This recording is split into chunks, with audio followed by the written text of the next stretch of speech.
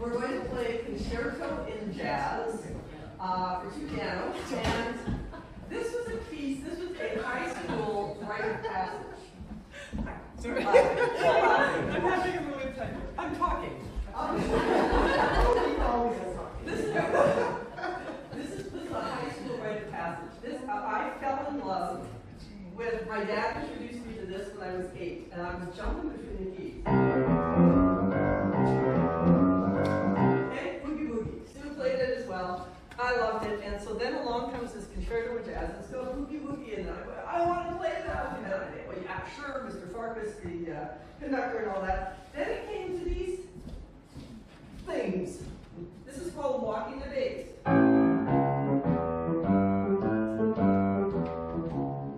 Well, I'm often like 5 miles between keys.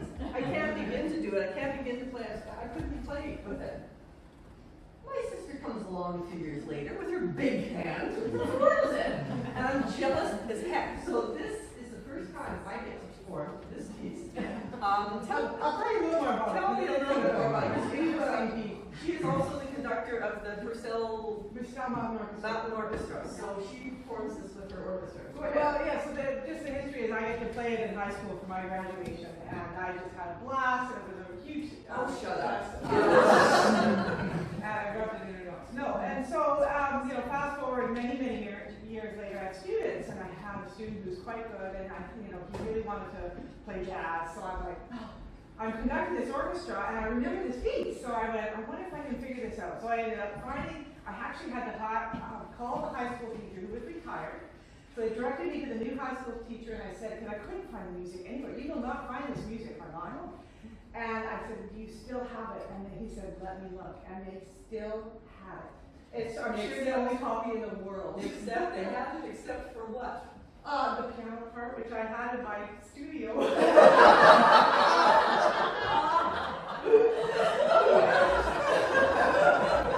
never played it again. Anyway, so I was like, well, let's marry the parts together. So he dropped it off at my house when he was passing through Golden. I scanned it all, I got it all in, and so anyway. So in the end, I went through this piece again, and I went, you know what, this guy is not very well known. He was born in 1913 in East London and ended up having a career in England.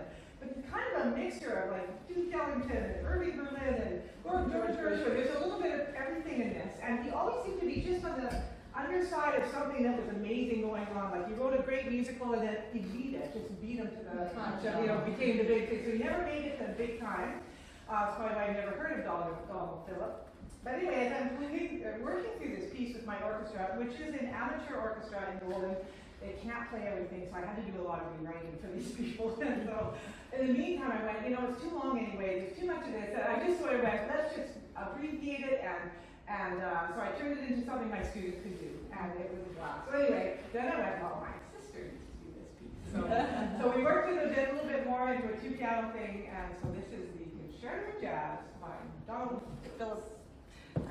Have fun with it. We're up. We're going down. Going down.